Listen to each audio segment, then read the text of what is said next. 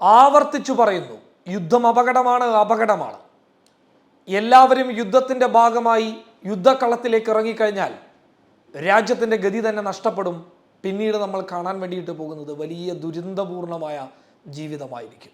നമുക്കൊന്ന് ആലോചിക്കാൻ പോലും പറ്റില്ല.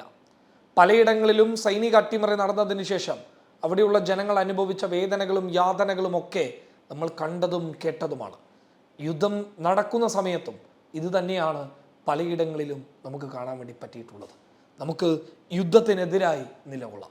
നിലവിൽ പറയാൻ പോകുന്നത് ഒരു വീഡിയോ ഇറാൻ പുറത്തുവിട്ടിട്ടുണ്ട്. സത്യം പറഞ്ഞു കഴിഞ്ഞാൽ ഈ വീഡിയോ പുറത്തുവിട്ടു എന്നുള്ള വാർത്ത ഇൻ്റർനാഷണൽ മാധ്യമങ്ങൾ എന്തിനു വേണം, നമ്മുടെ മലയാള മനോരമ അടക്കം ഇത് റിപ്പോർട്ട് ചെയ്തിട്ടുണ്ട് എന്നുള്ളതാണ്. കാരണം അത്രമേൽ ഇറാനെ നിരീക്ഷിച്ചുകൊണ്ടിരിക്കുകയാണ്. ഈ വീഡിയോ എന്ന് പറയുന്നത് അതിനിർണായകമായിട്ടുള്ള വീഡിയോ ആണ്.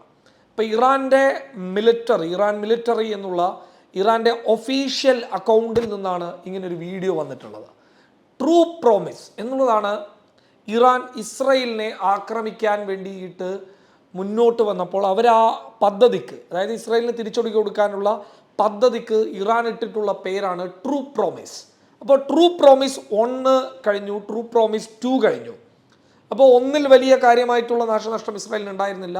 എന്നാൽ ട്രൂ പ്രോമിസ് 2-ൽ കനത്ത നാശനഷ്ടം ഇസ്രായേലിന് ഉണ്ടായിട്ടുണ്ട് എന്നുള്ളത് ഇസ്രായേൽ തന്നെ സ്ഥിരീകരിച്ചതാണ്. അതിനാലാണ് ഇസ്രായേൽ രണ്ടാമത് ഇറാനിലേക്ക് ഒരു ആക്രമണം നടത്തിയത്. അതിൽ തങ്ങൾക്കൊന്നും സംഭവിച്ചിട്ടില്ല എന്നുള്ളതാണ് ഇറാൻ്റെ ഇപ്പോഴുമുള്ള വാദം.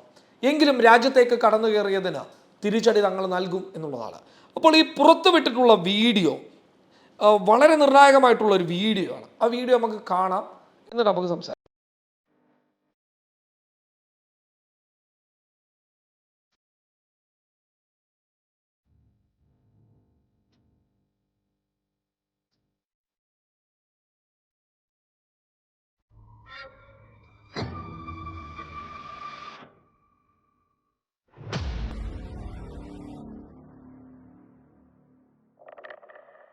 ഇറാൻ ഒഫീഷ്യലായിട്ട് പുറത്തുവിട്ട 25 സെക്കൻഡ് ദൈർഘ്യമുള്ള ഒരു വീഡിയോ ആണ്.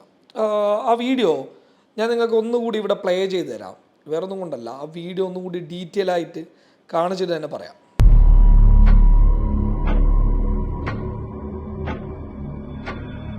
ടൈം അപ്പുറത്ത് ഈ മിസൈൽ ലോഞ്ചറാണ്. മിസൈൽ ലോഞ്ചറിൽ സ്വാഭാവികമായിട്ടൊരു മിസൈലും വെച്ചിട്ടുണ്ട്. അപ്പോൾ ഇറാൻ കരുത്ത്, ലോകത്ത് തന്നെ മിസൈലിൽ കരുത്ത് തെളിയിച്ചിട്ടുള്ള ഒരു രാജ്യമാണ് ഇറാൻ. അപ്പോൾ ഇറാൻ്റെ ബാലിസ്റ്റിക് മിസൈൽ, ആ ബാലിസ്റ്റിക് മിസൈലാണ് ഇവിടെ നമുക്ക് കാണാൻ വേണ്ടിയിട്ട് സാധിക്കുന്നത്.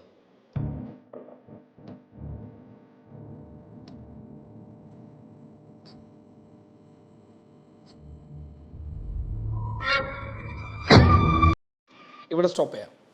അതായത് കൃത്യം 12 മണിക്ക്, സമയം നിങ്ങൾ ഓർത്തു വെച്ചോളൂ, കൃത്യം 12 മണിക്ക്.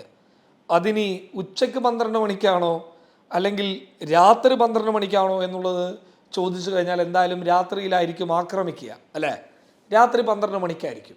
അത് ഇന്ന് രാത്രി 12 മണിക്കായിരിക്കില്ല, ചിലപ്പോൾ നാളെ രാത്രി 12 മണിക്കായിരിക്കില്ല, ചിലപ്പോൾ മറ്റന്ന് രാത്രി 12 മണിയായിരിക്കില്ല, ചിലപ്പോൾ ഒരു മാസം കഴിഞ്ഞിട്ടുള്ള രാത്രി 12 മണിക്കായിരിക്കില്ല. എന്തായാലും സമയം എടുക്കാറുണ്ട് ഈ തിരിച്ചടി കൊടുക്കുമ്പോൾ. പെടുന്നതിനെ അപ്പം തന്നെ ആക്രമിച്ച് അപ്പം തന്നെ തിരിച്ചടിയൊന്നും കൊടുക്കാറില്ല. അപ്പം എന്തായാലും ഒരു രാത്രി 12 മണിക്ക് ഞങ്ങളുടെ ഒരു ആക്രമണം, ഇത് ഏതെങ്കിലും ഒരു മിസൈലിൻ്റെ പരീക്ഷണമാണ് എന്നെങ്കിലുമൊക്കെ നമുക്ക് വിശേഷിപ്പിക്കാമായിരുന്നു. പക്ഷേ ട്രൂ പ്രോമിസ് 3 എന്നുള്ള ഹാഷ്ടാഗ്, ആ ഹാഷ്ടാഗിൽ വളരെ ക്ലിയറാണ്. ട്രൂ പ്രോമിസ് എന്ന് പറയുന്നത് ഇസ്രയേലിനെതിരെ ഇറാൻ നടത്തിയിട്ടുള്ള അവരുടെ ഒരു നീക്കമാണ്, അല്ലെങ്കിൽ അവരുടെ ഒരു അറ്റാക്കാണത്. അതിനാൽ തന്നെ ട്രൂ പ്രോമിസ് 3 എന്ന് പറയുന്നത് തീർച്ചയായും ഇസ്രയേലിനെ ടാർഗറ്റ് ചെയ്യുന്ന ഒരു കാര്യമാണ്. നോക്കൂ, ഈ വിവരം ഇസ്രയേൽ സൈനിക മേധാവികൾ അല്ലെങ്കിൽ ഇസ്രയേലിൻ്റെ ഭരണാധികാരികൾ അറിഞ്ഞിട്ടുണ്ട് എന്നുള്ളത് തന്നെയാണ് നമ്മൾ മനസ്സിലാക്കേണ്ടത്. കാരണം അവർ വളരെ കർക്കശമായിട്ടുള്ളൊരു സ്റ്റേറ്റ്മെൻറ്റ് ഇസ്രയേലിൻ്റെ ഭാഗത്തു നിന്ന് പുറത്തു വന്നിട്ടുണ്ട്. അത് വളരെ കർക്കശമായിട്ടുള്ള സ്റ്റേറ്റ്മെൻറ്റാണ്. അതിൽ വളരെ ക്ലിയറായിട്ട് നെതന്യാഹു സംഘവും പറയുന്നത്, ഇനിയൊരു പ്രാവശ്യം ഞങ്ങളുടെ രാജ്യത്തേക്ക് ഒരു ആക്രമണം ഉണ്ടായിക്കഴിഞ്ഞാൽ, ഇനിയൊരു പ്രാവശ്യം ഞങ്ങളുടെ രാജ്യത്തേക്ക് ഒരു മിസൈൽ വന്ന് പതിച്ചാൽ പോലും ഇറാനെ ഞങ്ങൾ വെറുതെ വിടില്ല. ഞങ്ങളുടെ ശക്തി എന്താണെന്നുള്ളത് ഇറാൻ അറിയും എന്നുള്ളൊരു വലിയ വെല്ലുവിളി ഇവിടെ നെതന്യാഹുവും ടീമും നടത്തുന്നുണ്ട്. അപ്പോൾ അവർ ആ വെല്ലുവിളിയിൽ നിൽക്കുമ്പോഴും ഇങ്ങനെ ഒരു വീഡിയോ ഇറാൻ മിലിറ്ററി അവരുടെ ഒഫീഷ്യൽ പേജിലൂടെ പുറത്തുവിട്ട് ഇസ്രയേലിനെ പ്രതിരോധത്തിൽ നിർത്തുകയാണ്. അതിൽ ഏറ്റവും പ്രധാനപ്പെട്ടതായിട്ട് പറയേണ്ടത് ഇസ്രായേൽ ഇങ്ങനെ ഒരു ആക്രമണത്തെ മുൻകൂട്ടി കാണുന്നതിൻ്റെ ഏറ്റവും പ്രധാനപ്പെട്ട ഒരു കാര്യം എന്ന് പറയുന്നത് തന്നെ, അതായത് ബങ്കറിനകത്ത് മന്ത്രിസഭാ യോഗം വിളിച്ചു ചേർത്തു എന്നുള്ളതാണ്. അത് ഇസ്രായേൽ സ്ഥിരീകരിക്കുന്ന കാര്യമാണ്, ഇസ്രായേലിലെ മാധ്യമങ്ങൾ സ്ഥിരീകരിക്കുന്ന കാര്യമാണ്. ഒരുപക്ഷെ ഇസ്രായേൽ ഇത്രയൊക്കെ ഹമാസുമായിട്ടും ഹിസ്ബുള്ളയുമായിട്ടും വിഷയങ്ങൾ ഉണ്ടാകുന്ന സമയത്തൊക്കെ പലപ്പോഴും അവർ ഓപ്പണായിട്ട് യോഗം വിളിച്ചു ചേർത്ത ഒരു ടീം ആദ്യമായിട്ട് ബങ്കറിനകത്ത് ഒരു മന്ത്രിസഭാ യോഗം കൂടുന്നുണ്ട് എങ്കിൽ എന്തോ ഒരു ആക്രമണത്തെ അല്ലെങ്കിൽ ഒരു വലിയ സൈനിക നീക്കത്തെ അല്ലെങ്കിൽ ഒരു യുദ്ധത്തെ ഇസ്രായേൽ മുൻകൂട്ടി കാണുന്നു എന്നുള്ളതാണ്. അപ്പോൾ ഇതൊരു നിസ്സാര കാര്യമേ അല്ല. നമുക്കിത് സോഷ്യൽ മീഡിയയിലെ പല ആളുകൾക്കും ഇതൊരു ആഘോഷമായിരിക്കാം, സോഷ്യൽ മീഡിയയിലുള്ള പല ആളുകൾക്കും കൈയടിക്കാനുള്ള ഒരു കോപ്പായിരിക്കാം.